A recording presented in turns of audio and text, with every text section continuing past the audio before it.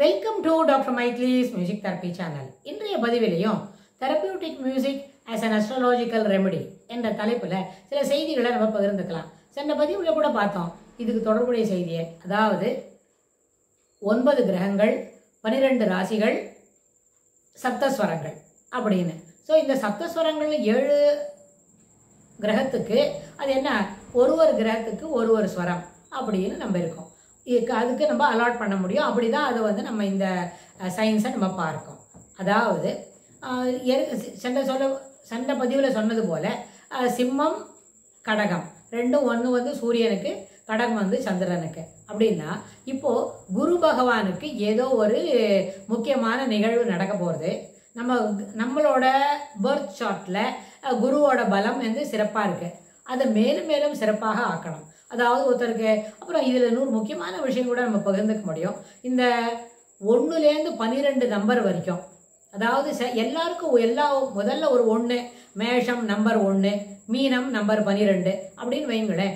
நம்ம இருக்கிற அந்த உலகத்தில் இருக்கிறவங்க இந்த 700 கோடிக்கும் தாண்டினவங்க ஒரு பெரிய பெரிய கவர்மெண்ட் அது. அப்புறம் நம்ம பாரத திருநாடு மட்டும் இருக்கு அப்படின்னா, பாரத திருநாட்டில் மட்டும் என்ன 144 கோடி பேருக்கு மேலே இருக்கிறோம். எல்லாருக்கும் மேஷம்தான் 1, மீனம் தான் 12 நம்பரை சொல்லி கொடுக்கும்பொழுது பாடம் எடுத்துச்சு அப்படிதான். ஆனால் அவங்களோட பர்த் சார்ட்டில் எல்லாருக்கும் அப்படி இருக்காது. அவங்க பிறக்கிற நேரம், பிறக்கிற நட்சத்திரம், அவங்க பிறக்கிற அந்த திதி, அந்த நாள், வாரத்தின் 7 நாட்களில் ஏதோ ஒரு நாளில் இருக்கும். அந்த நேரத்தில் 24 மணி நேரத்தில் எந்த நேரத்தில் அந்த சிசு ஜனிக்கிறது அதெல்லாம் பார்த்து, அன்றைய நாளில் இருக்கிற சூரிய உதயம், அந்த நாளில் இருக்கிற சூரியனோட வேகம், அது இருக்கிற இந்த அயன மாசங்கள்ல அது எங்கே இருக்குது, தட்சிணாயனத்தில் பறக்கிறதா, உத்தராயணத்தில் பறக்கிற குழந்தையா, இல்லை உத்தராயணத்திலேயே அந்த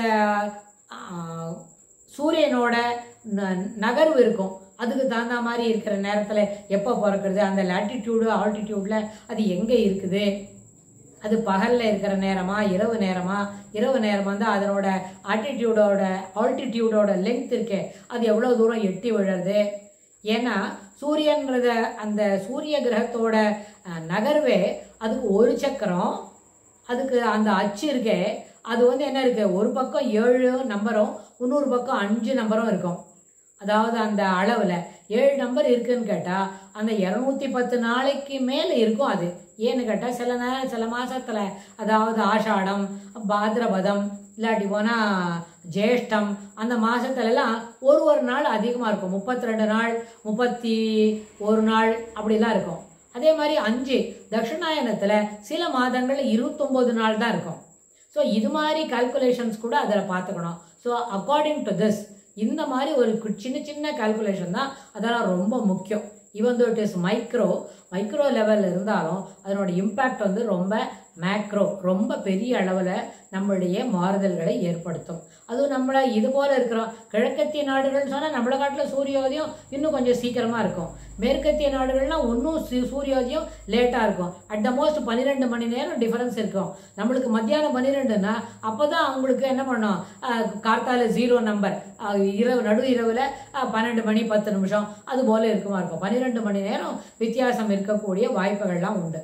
ஸோ இது எல்லாத்தையும் நம்ம யோசித்து பார்க்கும் பொழுது ஒரு கிரகத்தோட அமைப்பு, ஒரு கிரகம் எந்த ராசியில் இருக்குது, அது எந்த நட்சத்திர காலில் இருக்குது, அதுக்கு எவ்வளோ தூரம் அதுக்கு பயன் கிடைக்கும் அப்படின்னு நம்ம பார்க்கும்பொழுது அந்த ஒரு இப்போ சென்ற பதிவில் சொன்னோம், மீனம் என்ன சொன்னால் மீன ராசிக்கும் தனு ராசிக்கும் அதிபதி குரு பகவான். அது ரெண்டுத்துக்கும் நிஷாதம் முக்கியமான ஸ்வரம். அப்புறம் தனுசில் இருக்கும்போது தீவிர நிஷாதம், மீனத்தில் இருக்கும்போது கோமல நிஷாதம் அப்படின்னு நம்ம சொல்கிறோம்.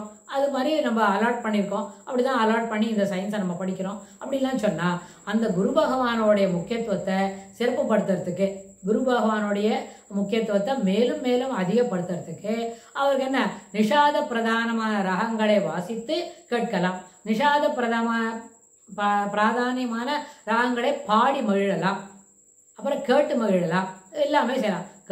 நிஷாத பிரதானமான ராகங்களை கேட்டு மகிழலாம், நிஷாத பிரதானியமான ராகங்களை வாசித்து கேட்டு மகிழலாம், நம்மளே பாடி மகிழலாம். இது எல்லாமே ஏற்புடையது தான். ஆனால் வெறும் நிஷாதத்துக்கு மட்டும் ஞாசத்துவரமாக இருக்கணும், அதுவே கம்பித்தம் இருக்கணும், அதிலே நிறைய பிரயோகங்களை அடிக்கடி வரணும் அப்படின்றத காட்டலாம். அதோட கூட ஒரு ராகம் இன்னும் ஒரு ராகத்தை பாடணும்னு சொன்னால் அதுக்கு முக்கியத்துவமாக இருக்கிற இன்னொரு ஸ்வரம் அப்படின்னு சொன்னால் அதை நம்ம மாற்றி பாடி அதையும் சேர்த்து பாடலாம். இதில் இன்னும் கூட மியூசிக்கோட இம்பார்ட்டன்ஸை ஒரு இடத்துல சொல்லணும்னு கேட்டால் ஒரே ஆரோகணம் அவரோகணம் தான் இருக்கும். இப்போ ஒரு சென்ற பதிவில் பார்த்தோம், ஹிந்தோளத்தை பற்றி சொன்னோம், சுத்த தன்யாசியை பற்றி சொன்னோம் அப்படின்னு சொன்னால் அதே போல் ஒரே ஸ்வரம் தான். இந்தோளம் என்ன சொன்னால் சகம தனிசா சனிதமகசா, அது வந்து நடபைரிவில் ஜன்யம் அப்படின்னு சொல்கிறோன்னு வைங்க. அதே ஸ்வரத்தை அந்த ஆரோகணம் அவரோகணம் அது என்ன காக்கலி நிஷாதம் கைசிக நிஷாதம் அதில் என்ன இருக்கோ அந்த ஸ்வரத்தோட குவாலிட்டி என்னவோ அதுபோல் அது தீவிரம் நிஷாதமா கோமள நிஷாதமா, அப்புறம் தீவிரம் மத்தியமமா கோமள மத்தியமா, அப்புறம் பிரதிபத்திய ராகமா சுத்த மத்திய ராகமா அப்படின்னு பாட்டு சுத்த மத்தியமாக இருந்தால் அதே ஸ்வரம் அந்த ஆரோகண அவரோகணத்தை வச்சு வேறு வேறு மேளத்தில் நடபைரவியில் கரஹரபிரியாவில் ஹரிகாம்போதியில் தீரசங்கராபரணத்தில் அப்படின்னு சொல்லி 22 28 29 20 அப்படின்னு கீரவாணி 21 இது எல்லாத்துலேயுமே இந்த இதே அவரோகணம் இருக்கிற ராகங்கள் எப்படி இருக்குது, அதுக்கெல்லாம் நிஷாதத்தை பிரதானியமாக வச்சு பாட முடியுமா அப்படின்னு கூட பாட்டு ஒரு இசை அறிவு மிகுந்து இருக்கு. அவத்தரோட நம்ம அது போல் பேசி பழகிறோம் வைங்க, அது ரொம்ப அந்த அந்த செஷனே ரொம்ப சேலஞ்சிங்காக இருக்கும். அந்த செஷன் பாடி முடிச்சுட்டு எல்லாத்தையும் இதை பற்றி பேசிட்டோம். பாட்டு கச்சேரியை போய் நம்ம பேச்சு கச்சேரியாக மாற்றுறதுக்கு ஒரு முயற்சி பண்ணிட்டு இருக்கோம். அது ஒரு என்ன இருக்கு, ஒரு 2 டேபிளுக்கு நடுவில் இது நடந்துன்னு இருக்குது. அப்படின்னா நிஜமாவே இசைக்கு முக்கியத்துவம் கொடுக்குறவங்க தே வில் ரெடிக்யூலஸ்.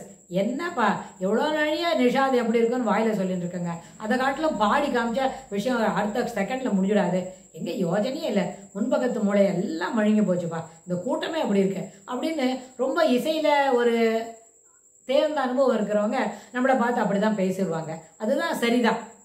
எங்கே போய் அப்படி பேசணுமோ அங்கே தான் பேசணும். அதை விட்டுட்டு அங்கே போய் நல்லா இருக்கும், ஒரு சக்கரை ரொம்ப இனிப்பாக இருக்கும்னு சில பதிவுக்கு முன்னாடி சொன்னோம். சக்கரை அப்படி இருக்குமாக்கும் அப்படி இப்படி பேசிட்டே இருக்காட்டலாம். ஒரு 100 கிராம் சக்கரை வாங்கி ஒரு 10 பேருக்கு ஆளுக்கு ஒரு 5 கிராம் போல் வாய்க்குள்ளே போட்டுவிட்டா அவங்கள சாப்பிட பண்ணிவிட்டா அப்புறம் அவங்க யாரும் சர்க்கரை பற்றி பேசவே மாட்டாங்க. எல்லாம் தெரிஞ்சுடுத்துப்பா, இட்ஸ் ஓகே, இட்ஸ் ஃபைனலைஸ்ட் அப்படின்னு சொல்லிடுவாங்க. அதுபோல் எந்த ராகத்தில் வேறு வேறு மலத்தில் இதே ஸ்வரம் எப்படி இருக்கும், என்ன ஜன்யமாக இருக்கும் அப்படின்லாம் கேட்டு பழகினா அது என்ன பண்ணுன்னா it will elicit more response. அந்த நிஷாத பிரதானியமான ராகங்களை நம்ம தெரிந்து கொள்வதற்கு ஒரு வழிவகுக்கும். அதனால் குருவோட பலத்தை மேலும் மேலும் நம்ம சிறப்புப்படுத்த முடியும் நம்மளோட பர்த் சார்ட்டுக்கு ஏற்புடையதாக.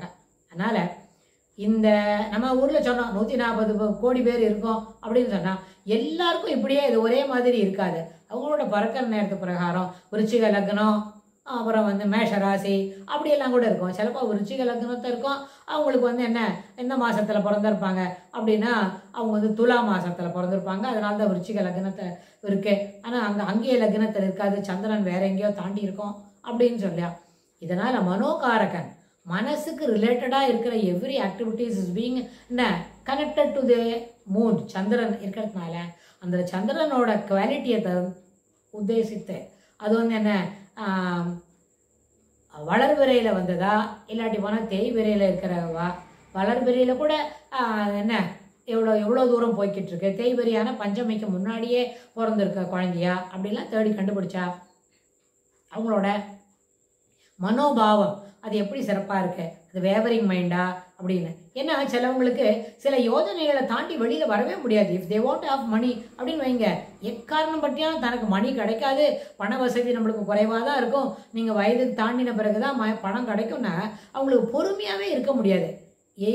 ஏதோ குறுக்கார் நூக்குன்ற மாதிரி ஏதான ஒரு விஷயத்தில் எவ்வளோ சம்மந்தமே இல்லாமல் பணத்தை பற்றி ஒரு இடத்துல பேசி தனக்கு பணம் வேணுன்றத ஒரு மறைவாக ஒளிவு மறைவாக சொல்லி காட்டுவாங்க. தனக்கு ஒரு பெரிய பதவி வேணும் அப்படின்னா அதையும் ஜாடையாக கேட்டு பார்ப்பாங்க. ஸோ இது எதுவுமே என்ன பண்ண முடியாது. நம்ம வந்து அதுபோல் ஒரு இமேஜை கெடுத்துக்கிட்டு ஒரு விஷயம் செய்கிறோம்ன்ற அந்த இடம் கூட அவங்களுக்கு தோணாது. தேர் அந்த மைண்ட் செட்டில் இருக்கிற அந்த குவாலிட்டி இருக்கே தட் வில் கோ டவுன். அது வந்து ஒரு கண்டினியூவாக இருக்காது, அங்கங்கே பிரேக் இருக்கும். கண்டினியூவான்னு சொன்னால் அது ஷுட்பியாக 2 யூ போட்டுக்கணும். சிலப்போ கண்டினியூ அப்படின்னா 100 யூ கூட போட்டு சொல்லணும்னு என்னோட இங்கிலீஷ் ப்ரொஃபஸர் சொல்வார். ஆனால் இவங்க என்ன பண்ணுவாங்க, கண்டினியூவத்தையே 1 யூ போட்டதே 3 இடத்துல அது பிரேக் இருக்கும், 3 மிஸ் அண்டர்ஸ்டாண்டிங் இருக்கும். அதனால் அந்த பிஹேவியரை பற்றி நம்ம சிறப்பாக சொல்லணும்னு சொன்னால் சந்திரன் மனோகாரகன், அதுக்கு தகுந்தா போல தான் அதற்கு இருக்கிற சுத்த மத்தியம ராகத்தை சிறப்பாக ஹெவியாக இருக்கிற அந்த மத்தியம பிரயோகத்துக்கு இம்பார்ட்டன்ஸ் கொடுத்து வாசிக்கிற ராகங்களை வாசித்து பார்த்தாக்க அவங்களுக்கு சிறப்பு கிடைக்கும். இதுக்கு தொடர்புடைய செய்திகளை இன்னும் விவரமாக வரப்போகிற பகுதிகளில் பார்க்கலாம். தேங்க்ஸ் ஃபார் வாட்சிங்.